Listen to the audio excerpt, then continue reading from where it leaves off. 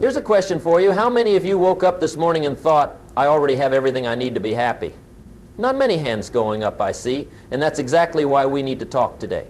Because most people spend their entire lives chasing happiness like it's something you can catch if you just run fast enough. But here's what I learned after decades of watching successful people. The ones who are truly happy aren't the ones who have the most. They're the ones who appreciate what they already have. You know what's interesting? We live in the most prosperous time in human history. More people have access to food, shelter, education, and opportunity than ever before. Yet depression rates are at an all-time high.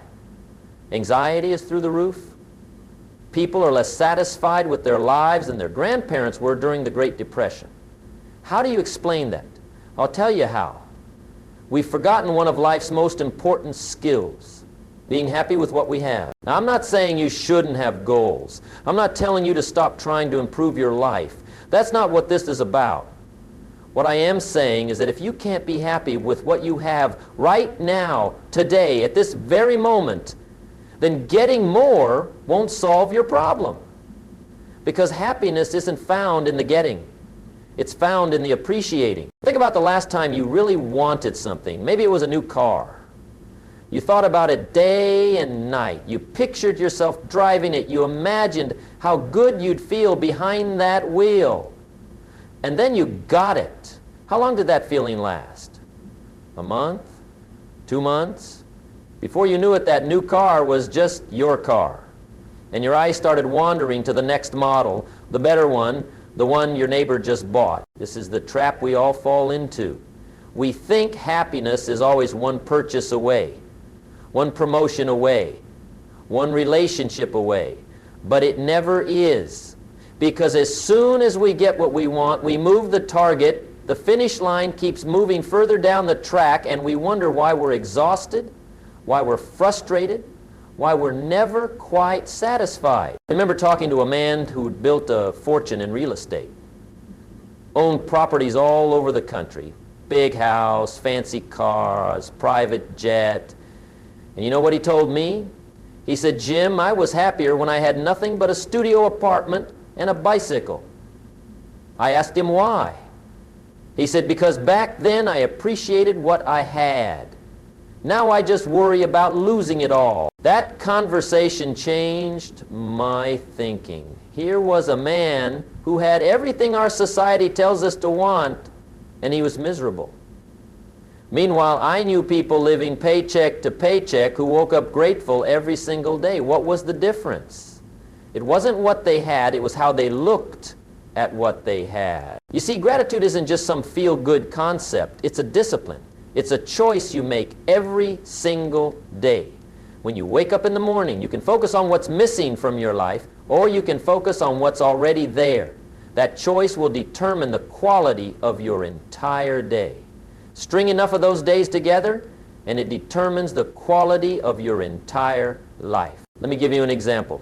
Two people wake up in the same neighborhood, same type of house, same income level. One looks out the window and thinks, I wish I lived in a better area. I wish I had a bigger house. I wish I made more money. The other looks out and thinks, I'm grateful I have a roof over my head. I'm thankful I have a job. I'm blessed to live in a safe neighborhood. Same circumstances, completely different experience. Why? Because happiness isn't about what happens to you. It's about how you interpret what happens to you. Now, some of you might be thinking, that's easy for you to say, Jim. You don't know my situation. You don't know what I'm going through. And you're right. I don't. But I do know this. Whatever your situation is, you can find something to be grateful for. Even in the darkest times, there's always a glimmer of light if you're willing to look for it. I learned this lesson the hard way. When I was starting out, I had nothing. Barely scraped by. Some months I didn't know how I'd pay rent. But you know what? Those were some of the best times of my life. Why? Because every small victory felt huge. Getting a new client was cause for celebration. Making an extra $100 felt like winning the lottery. I appreciated every little thing because I had so little to appreciate. And as I became more successful, something strange happened. The victories got bigger, but they felt smaller. Making $1,000 didn't excite me anymore. Then 10,000 didn't, then 100,000 didn't. The more I had, the less I appreciated it. Until one day I realized I'd become rich in money but poor in gratitude. And that's when I made a conscious decision to change. I started a simple practice. Every morning before I did anything else, I'd write down 3 things I was grateful for. Not big things, simple things. The smell of coffee, the warmth of sunlight through my window, the fact that I woke up healthy. At first it felt forced, but after a few weeks something shifted. I started noticing things I'd been taking for granted for years. You know what I discovered? We're surrounded by miracles every single day, but we're too busy looking for bigger miracles to notice them. Think about it. You woke up this morning, your heart kept beating all night without you having to think about it. Your lungs kept breathing. That's a miracle. You can see colors, hear sounds, taste food. Those are miracles. You have people in your life who care about you. That's a miracle. But we dismiss all of this as ordinary because we're focused on what we don't have. Here's something that might surprise you. Studies show that once your basic needs are met, additional income has very little impact on happiness. Very little. Once you have food, shelter, safety, and some social connection, getting more stuff doesn't make you much happier. In fact, it often makes you less happy because it complicates your life. More things to worry about, more things to maintain, more things to lose. I see this all the time with successful people. They work their whole lives to afford a vacation home, then stress about maintaining 2 properties. They buy a boat, use it twice a year, and spend the rest of the time paying for storage and repairs. They upgrade to a luxury car and suddenly worry about where to park it. Everything we add to our lives doesn't just cost money. It costs mental energy. It costs peace of mind. But here's the real tragedy. While we're busy chasing more, we miss what we already have.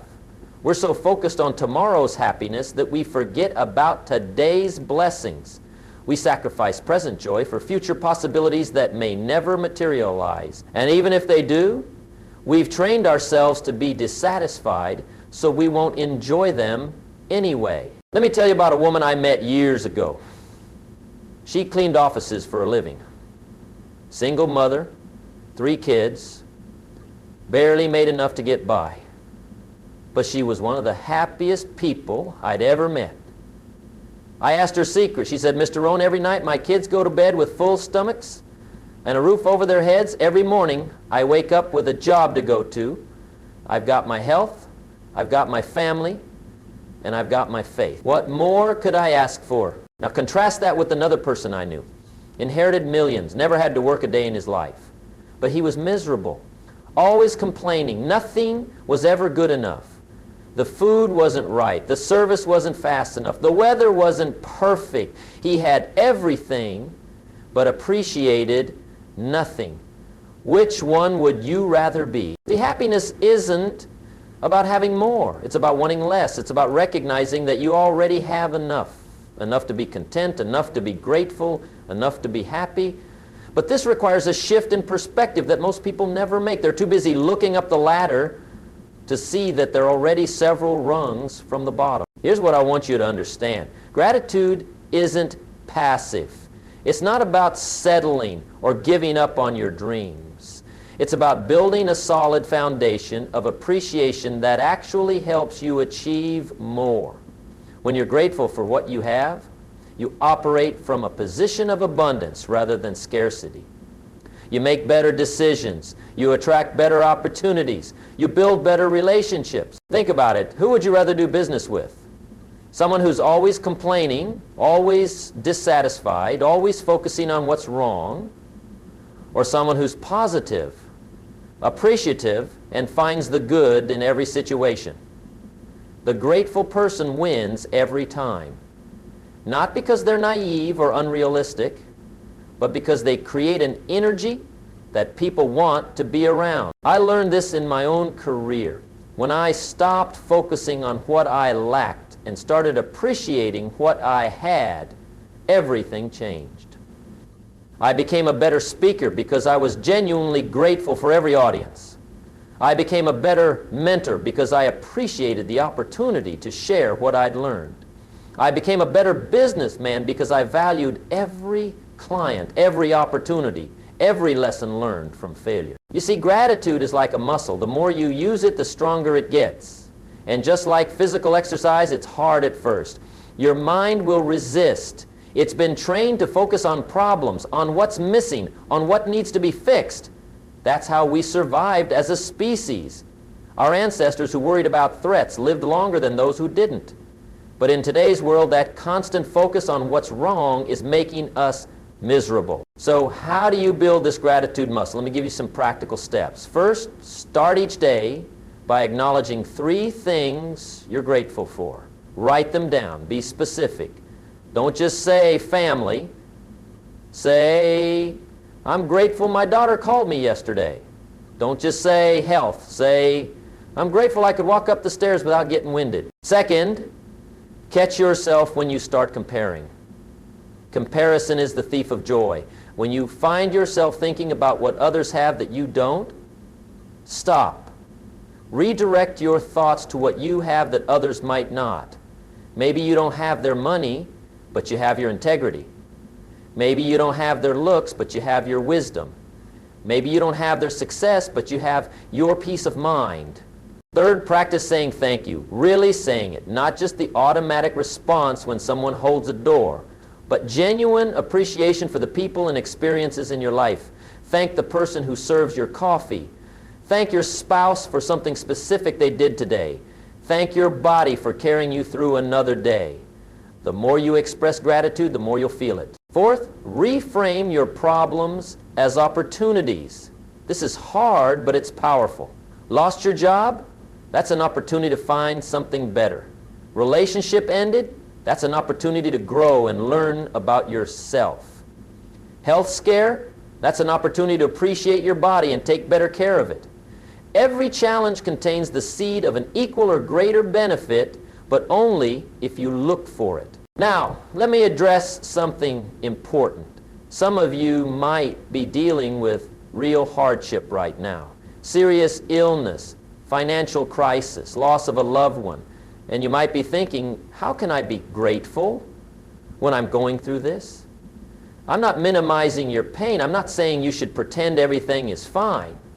What I am saying is that even in the depths of suffering, gratitude can be a lifeline. I've seen people facing terminal illness who were grateful for every remaining day. I've seen people who lost everything in natural disasters, grateful their families survived.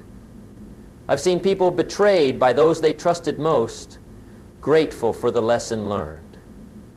This isn't about denying reality. It's about finding light in the darkness.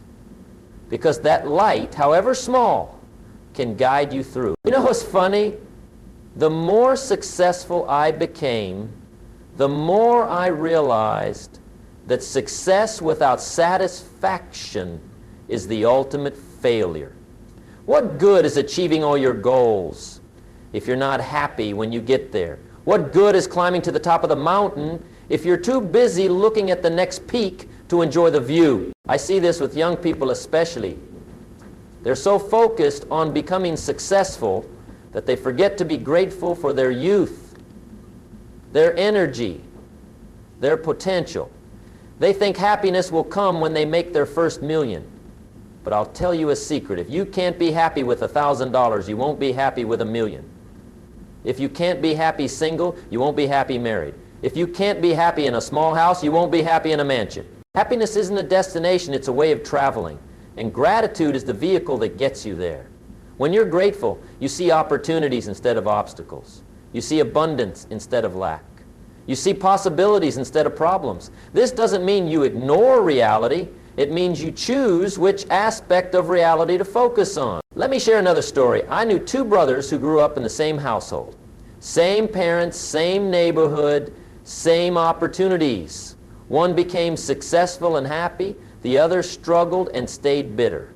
When I asked them about their childhood, the successful brother talked about how his parents worked hard to provide for them, how they always had food on the table, how they learned the value of hard work. The struggling brother talked about how poor they were, how they never had nice things, how unfair life was. Same childhood, different stories.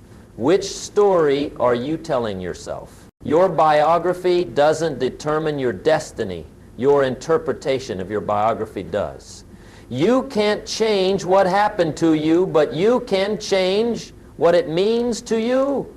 You can't control all your circumstances, but you can control your response to them.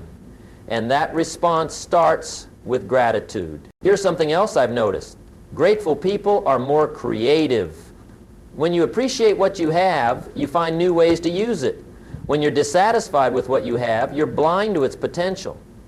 I've seen entrepreneurs build fortunes with nothing but gratitude and ingenuity. They looked at what others dismissed as worthless and saw opportunity.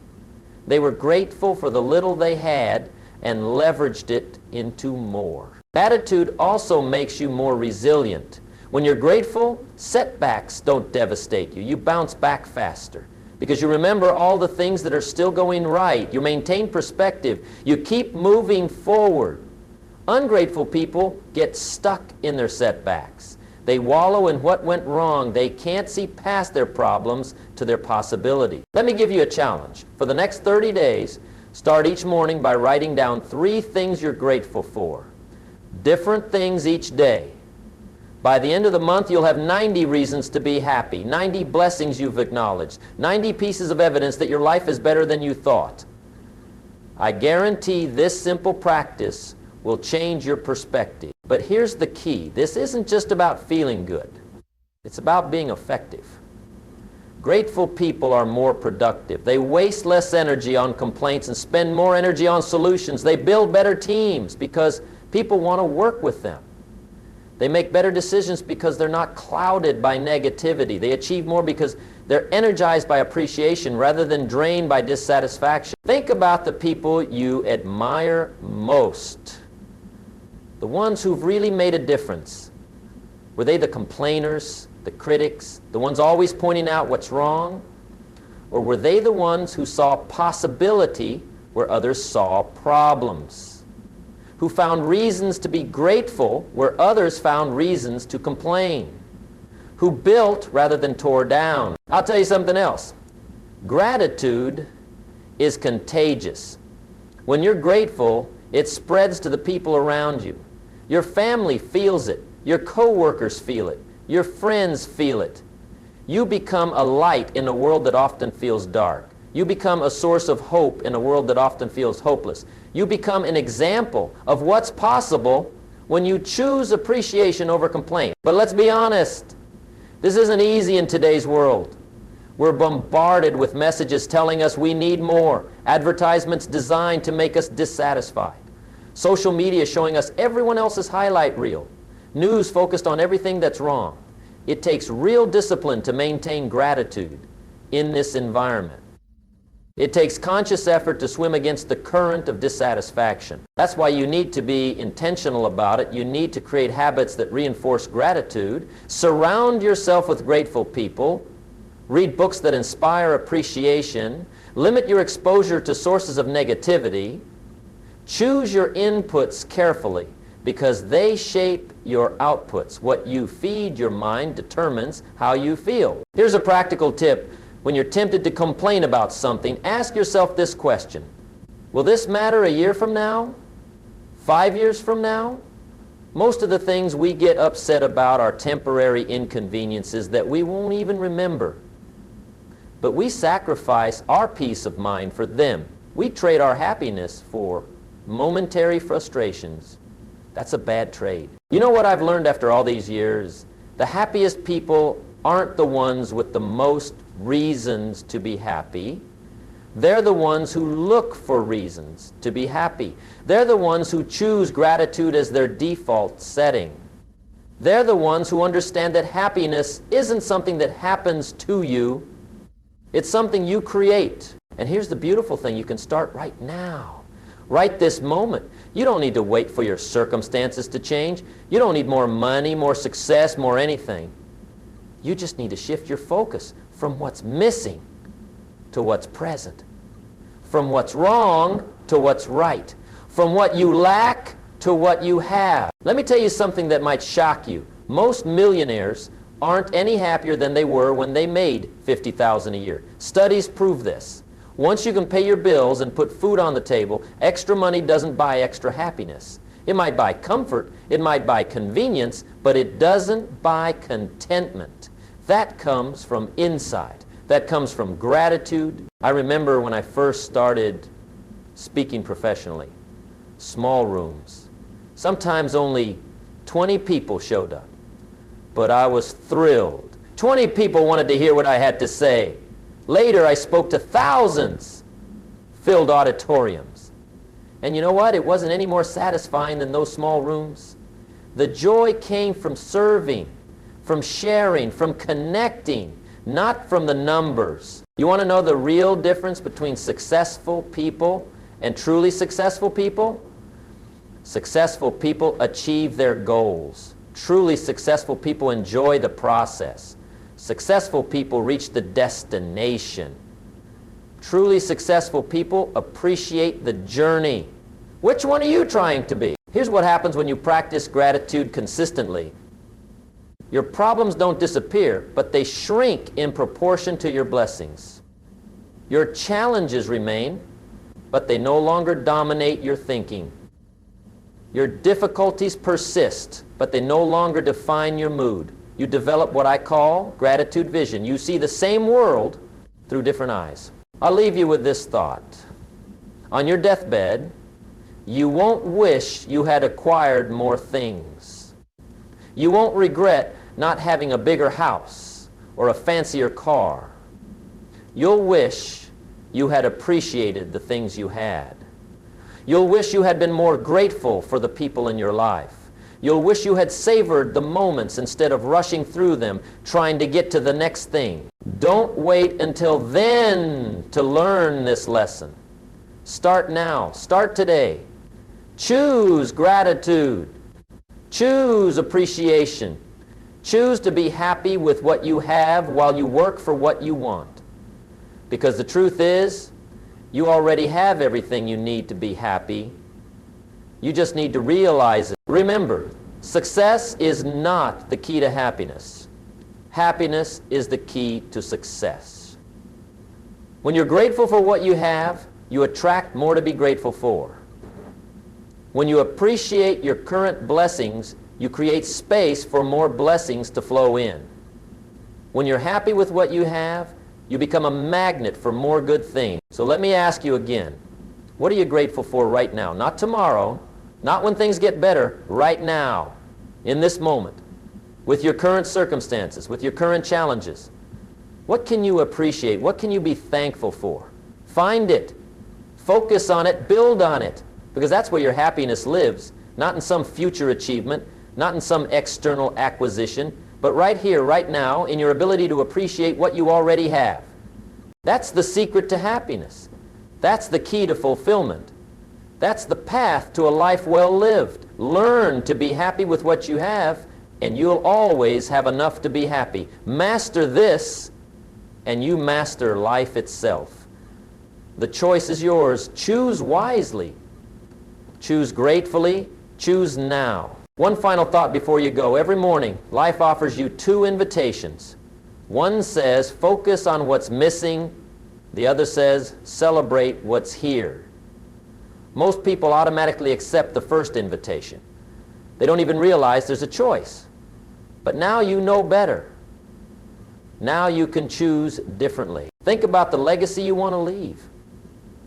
Do you want to be remembered as someone who always wanted more, or as someone who appreciated what they had? Do you want your children to inherit an attitude of scarcity or abundance? Do you want your life to be a testament to dissatisfaction or gratitude? The most valuable thing you can give your family isn't money. It's an example of how to live with appreciation. Show them that happiness doesn't come from having more, but from appreciating more. Teach them that joy isn't found in possessions, but in perspective. Model for them a life of gratitude, and you'll give them something worth more than any inheritance. Remember this, at the end of your life, You won't count your money, you'll count your moments. You won't measure your possessions, you'll measure your memories. You won't tally your achievements, you'll tally your appreciations. Make sure you have plenty to count. Start collecting them now. Start today. Start with gratitude.